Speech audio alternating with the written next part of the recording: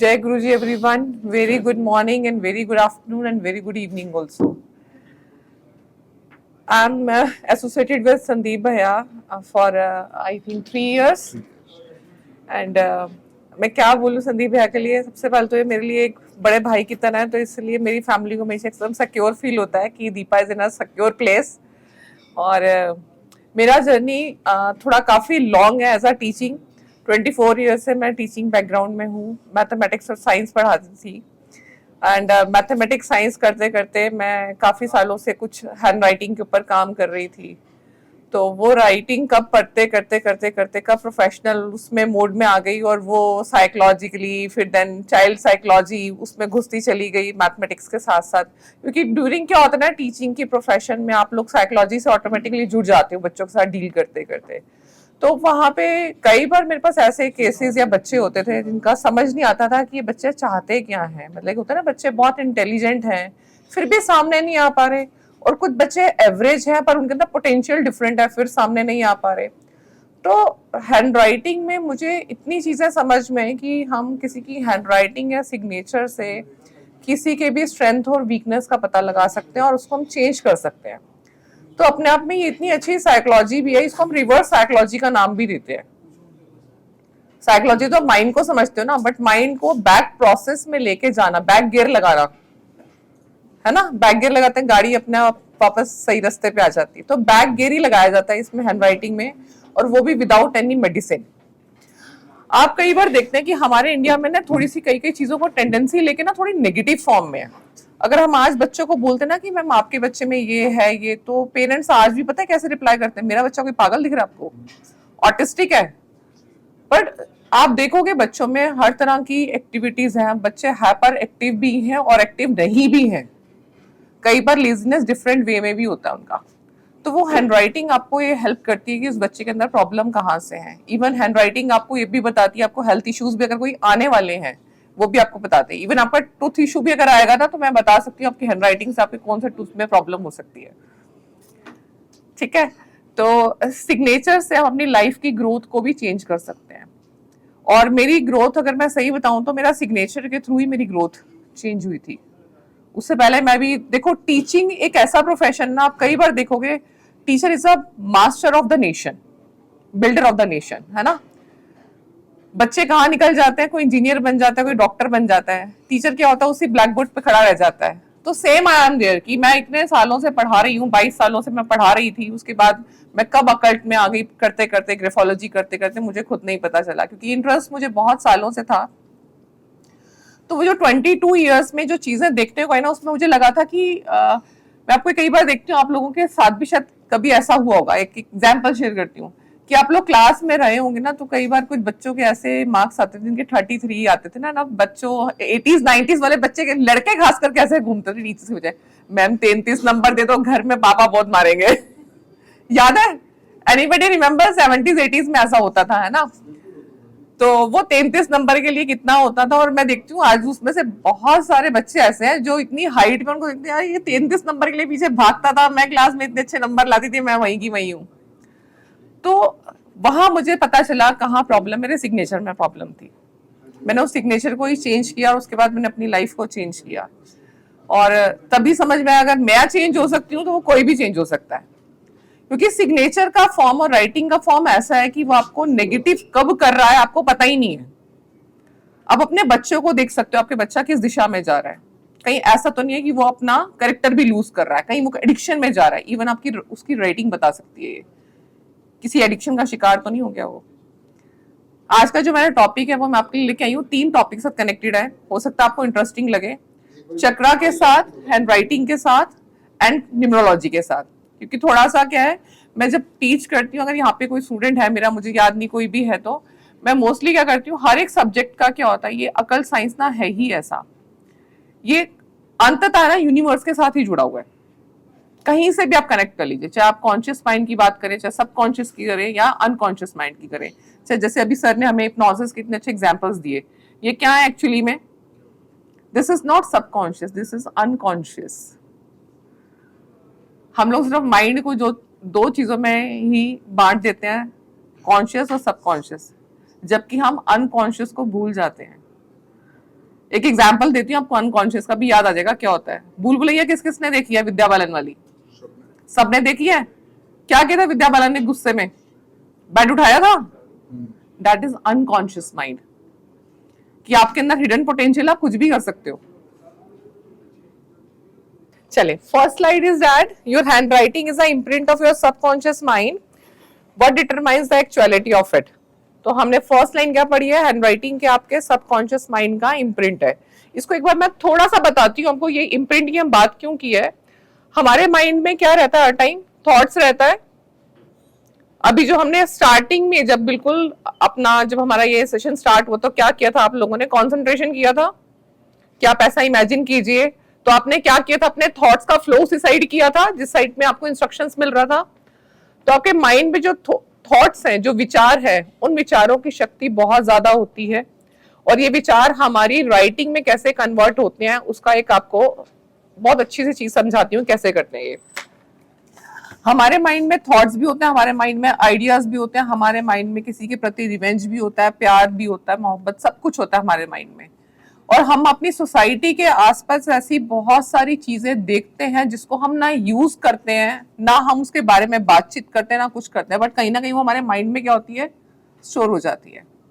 For example, जो भी ladies हैं, शादी से पहले शायद ही किसी किसी ने खाना बनाना सीखा होगा, ठीक है, पर अपनी मम्मी को या अपने घर में दादी नानी को देखा होगा कि क्या चीज कैसे बन रही है, या कभी एक तरह नजर भी पड़ जाती है।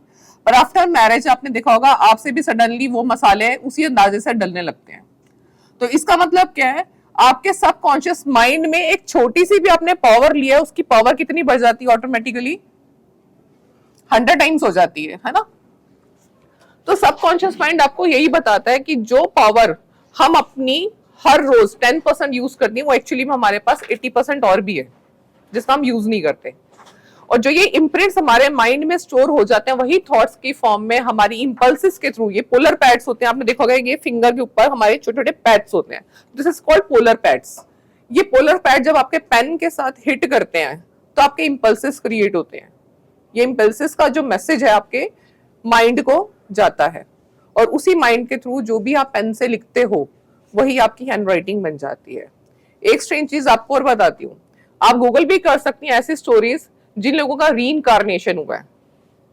आप लोग तो अकल से बिलीव करते होंगे पुनर्जन्म में, तो पुनर्जन्म की ऐसी 2 या 3 इंसिडेंट तो हमारे इंडिया के ही डले हुए हैं कि जिस बच्चे की राइटिंग पिछले जन्म में जैसी थी वो इस जन्म में भी वैसी ही है। तो ये स्टोरेज कैसी है? आप सोचो हमारे माइंड में स्टोरेज कितने जन्मों की होती है। सर ने साइकोलॉजी किया हुआ, कहाँ गए वो साइकोलॉजी वाले सर? सर आप तो गवाह होंगे ऐसी बहुत सारी चीजों के जो हमारी परतों को खोल देते हैं पिछले जन्मों की। यस, जिसको हम PLR बोलते हैं ना। तो इन क्या है, ये हमारे सबकॉन्शियस माइंड में जाके करता क्या एक्चुअली में? आपकी उन परतों को खोलता जाता है और आपकी प्रॉब्लम्स को सॉल्व करता जाता है जो हम पिछले जन्मों से लेकर आ रहे हैं। और राइटिंग उसी का एक पार्ट है, ठीक है। अब राइटिंग कैसे डिटरमाइंड होती है कि क्या क्या हम देखते हैं किसी की राइटिंग में?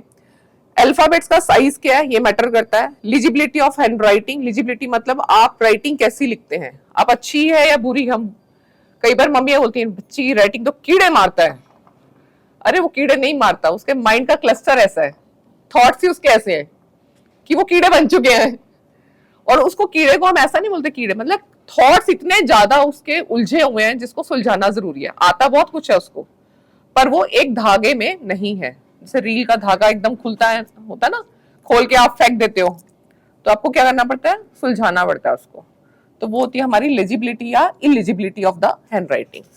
फिर इसमें एग्जाम्पल्स होते हैं आपके mix phones in the single page of the writing. हम किस किस स्टाइल से अपने फोन्स बनाते हैं, हर किसी का वे डिफरेंट होता है, ए बनाने का, बी बनाने का, हम सभी का अलग होगा। जैसे आपके आईज का रेटिना किसी के साथ मैच नहीं करता, आपके हाथ का थंब इंप्रेशन या फिंगरप्रिंट्स किसी के साथ मैच नहीं करते, ऐसे आपका हैंड राइटिंग भी किसी के साथ मैच नहीं करता है। आगे स्लाइड्स में आपको दिखाऊंगी, बने रहना मेरे साथ आराम से, 1 घंटा आराम से। आप लोगों को बोर भी करूंगी, थोड़ा सा हंसाऊंगी भी, कि ये चक्रास के साथ और न्यूमरोलॉजी के साथ कैसे कनेक्ट कर सकते हो आप धीरे धीरे जब राइटिंग करना सीखना शुरू करते हैं तो आप उनको न्यूमरोलॉजिकली भी कनेक्ट कर सकते हो कि इस पर्सन की डेट ऑफ बर्थ में ये नंबर जरूर होंगे, तभी उसकी राइटिंग ऐसी आ रही है। ठीक है,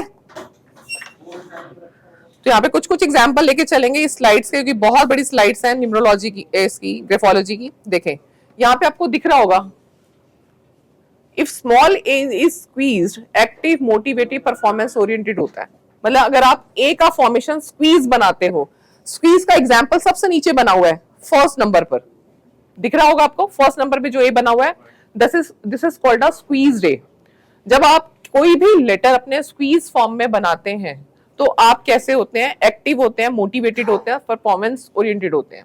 अब इसको कैसे याद रखेंगे, डीटीसी बस में कौन कौन गया अपने टाइम में, किस किसने बीच में बैठ के जगह ली है अपनी कि मैडम थोड़ी सी साइड दे दो, मोस्टली लोगों ने ली होगी कहीं ना कहीं, है ना। नहीं हिलता था, हिलना उसी बेचारे को पड़ता था। तो इसका मतलब क्या हुआ, वो पर्सन कैसा था, एक्टिव था, मोटिवेटेड है अपने आप में कि हिलना मुझे ही पड़ेगा, तो कोई उसको हिला नहीं रहा है, एंड परफॉर्मेंस ओरिएंटेड। तो स्क्वीज लेटर हम कैसे याद रखेंगे, जब भी आप स्क्वीज लेटर लिखते हैं तो आप एक्टिव मोड में रहते हैं। स्ट्रेच लेटर होते हैं ऐसे करके, जो बस में ऐसे बैठते हैं ना, एक साइड में कोई मोहतरमा रख देंगी, पर्स भी आराम से बैठेंगी, ठीक है, उनसे आप सीट मांगोगे देंगे नहीं, अरे मैम अभी आगे वाली सीट खाली, आप वहां बैठिए। तो कैसे होते हैं, स्ट्रेच जो लोग रहेंगे वो थोड़े से लेजी होते हैं, क्योंकि उनको उठने में टाइम लगता है ना। कई बार जेंट्स भी होते हैं ना, टांगे फैला के ऐसे पीछे बैठ जाते हैं, तो कैसे उठेंगे, उठना होगा तो पहले अपने आप को इकट्ठा करते हैं, फिर अपना हाथ सीधा करेंगे, टांग सीधी करेंगे। तो क्या स्ट्रेच मोड क्या है आपके लेटर्स का, वो आपको बताता है कि आप लेजी हैं। एंड उसके बाद लेटर्स है यहाँ पर, थर्ड नंबर पे आप लेटर्स देखिए, जो मैंने ए बनाया है कंप्लीट नहीं किया हुआ है, उसको ऊपर से ओपन रखा हुआ है। तो जब अपने लेटर्स आप ऊपर से ओपन रखते हैं, that is open from the top, you are very talkative. और आपके लेटर्स फोर्थ नंबर का ए मैंने कंप्लीट नहीं किया है, that is open from bottom. तो बॉटम से अगर आप अपने लेटर्स को ओपन रखते हैं तो इट मींस आपका मनी बैग कहीं देखिए ओपन तो नहीं है, ठीक है, आपका मनी खत्म तो नहीं हो रहा, सेविंग तो नहीं है, ऐसा तो नहीं है सेविंग ही नहीं हो रही है, और हेल्थ इश्यूज तो नहीं आ रहे हैं, ठीक है। ये तो ए की बात रही। इसी तरह से आगे बी के लेटर्स होते हैं, बी भी आपको ध्यान रखना है। थर्ड नंबर का बी देखिए, थर्ड नंबर का बी दिखाता है you are impatient, low immunity and always in hurry. B को आप स्पेशली अपनी लाइफ में याद रखें, क्योंकि आजकल के टाइम में सबको ब्लड प्रेशर का इश्यू बहुत जल्दी एज में हो रहा है। तो आप हैंडराइटिंग में आज के बाद चेक करेंगे, बच्चों का भी और अपना भी, क्या बी लेटर आप नीचे से ओपन तो नहीं रखते। इवन बी लेटर नीचे से बच्चे भी ओपन रखते हैं, अगर आप देखें बहुत ज्यादा उनके ओपन है, पूरी कॉपी में 10 से 15 बार आपको दिख ही रहे हैं, तो आप देखिए आपका बच्चा कहीं रेस्टलेस तो नहीं है, उसको थकान तो नहीं होती, वो काम करने से जी तो नहीं कतराता, मामा ने एक बार बोला दूध लिया, फिर बोला कुछ लिया, तो परेशान तो नहीं हो रहा, इरिटेट, वो बीपी की शिकायत तो नहीं हो रही है। तो बी इज इतना इंपॉर्टेंट आपके ब्लड प्रेशर के लिए। ऐसे बहुत सारे लेटर्स, सभी लेटर्स में कुछ ना कुछ होता है, पर हम इतना आगे डिटेल में नहीं जाएंगे।